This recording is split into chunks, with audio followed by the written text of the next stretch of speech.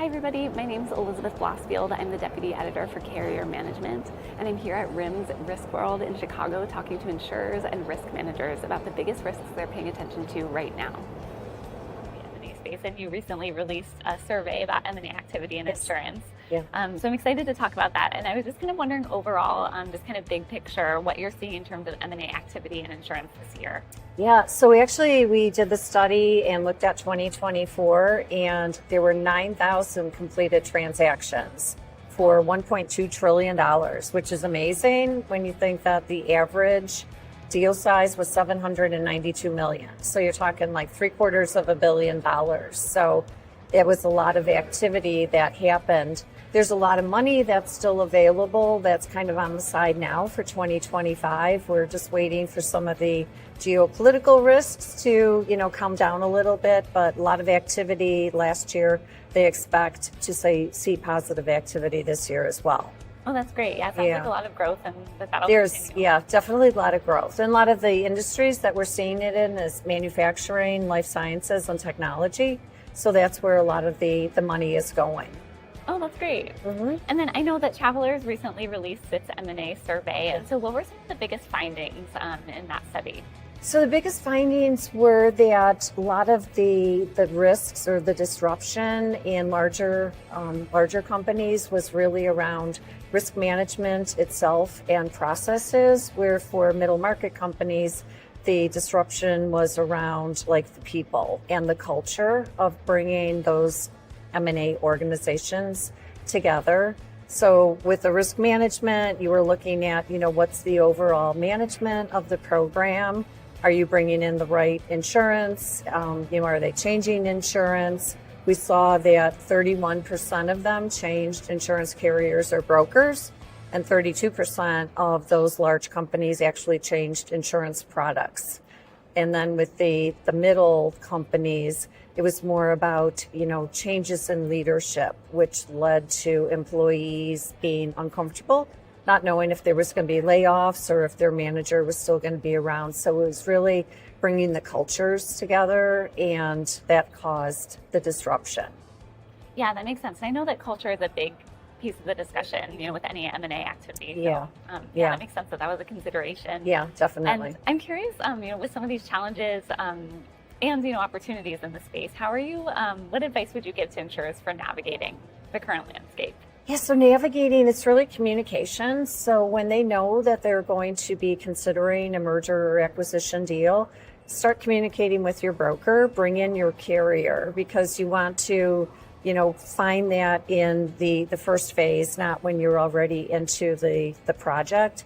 Your broker can, communicate maybe what some of the hazards are. The carrier is going to be able to say, are there differences that you're going to have to address going into new states, into, different jurisdictions? We can look at what is your business plan before the merger or acquisition? What does it look like afterwards? Do you have all the right insurance coverages that you need? With the carrier, we can look at, benchmarking, we can look at peer data, so we can really help them navigate so that they understand what the new merger or acquisition company is going to look like, so that there aren't any surprises. So to me, it's really all about communicate, early, and don't wait until you're way into the deal, because you may have missed some things that could affect program design or pricing.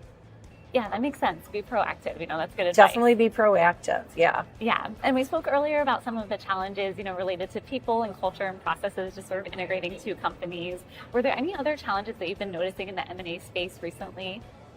So the challenges really, again, are, communication with the employees as you're going through that merger or acquisition. So it's the same thing of, try to be as open as possible, because if you're not, there could be employee-related claims.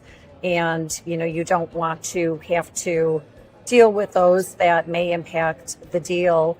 Bring in risk manager or bring risk consultants so that you're looking at your safety programs. So that's another thing, is making sure that, the safety is not lagging during that period. But if there are claims, make sure that you're open and honest that you're going to investigate them, but there is transitional duty, but still understand what the employees are going through. There's uncertainty for them. So that's critical. Again, I keep going back to communication. So it's whether it's with your carrier and broker or with your employees.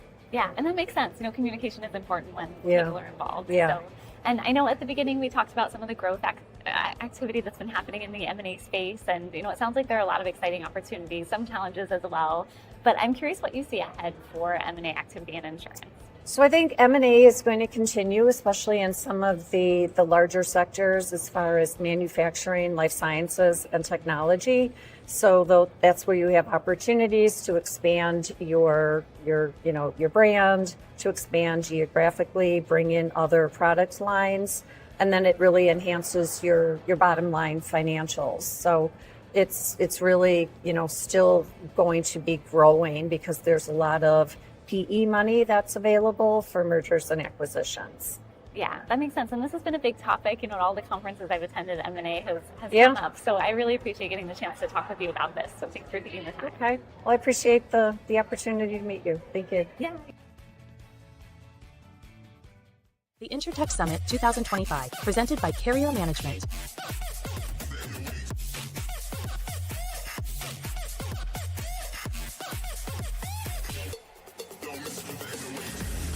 Join industry leaders as we explore overcoming legacy systems, integrating artificial intelligence, legal pitfalls, and insurer-insurtech collaboration.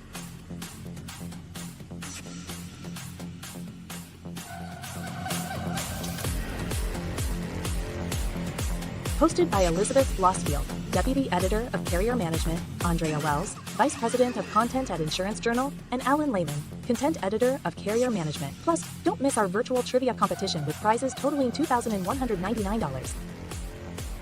A special thank you to our key sponsor, Snowflake. The Risky Future Summit 2025. Don't miss out. Click the link in the description to sign up or apply to be a speaker for our Risky Future Summit 2025 before seats fill up.